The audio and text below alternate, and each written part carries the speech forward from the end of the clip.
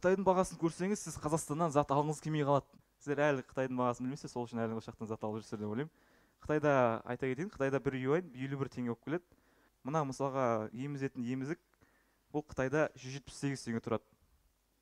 Ол қарғоста 350 теңге тұрады. Бізде көп адамдар ойлайды, қарғоста арзан. Қытайдан алғанша қарғостан барып келесің, айма бірдей ғой деп. Ол ондай емес.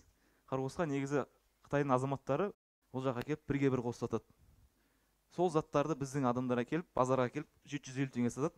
Ал бренд дүкендерде ол 1490 теңгеден тұрады. Со скидкой деп. Келесі товар. Мынау блендер. Блендердің негізі Қытайдағы бағасы 1785 теңге. Ол қайдан шықты? Мына жерде көріп тұрсаңыздар, 35 юань деп тұр.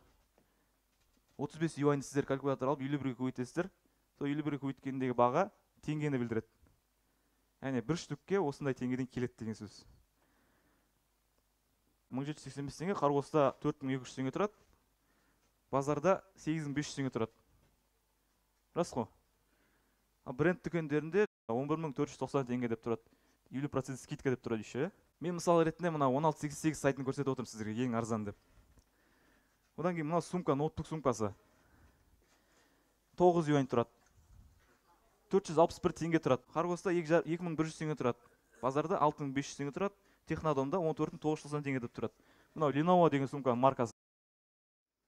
Одан кейін мынау көйлек, әйелдер көйлегі, футболка 408 теңге тұрады Қытайда. Қарғоста 1600 теңге тұрады. Қарғоста арзан тұрады, бірақтан Қытайда одан да арзан тұрады. Базарда 3,5 теңге, барахолкада бренд дүкендерінде 8990 теңге деп тұрады ол. Үлкен жастағы әйел кісілер болатын болса, осының бағасын білетін негізі.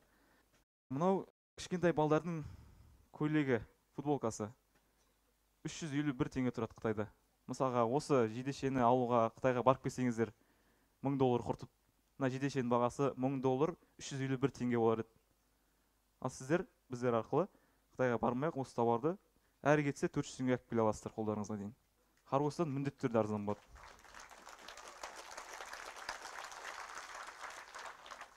Былай жылжыта берсең көп негізі. Мысалы, мынау водолазка 306 теңге тұрады.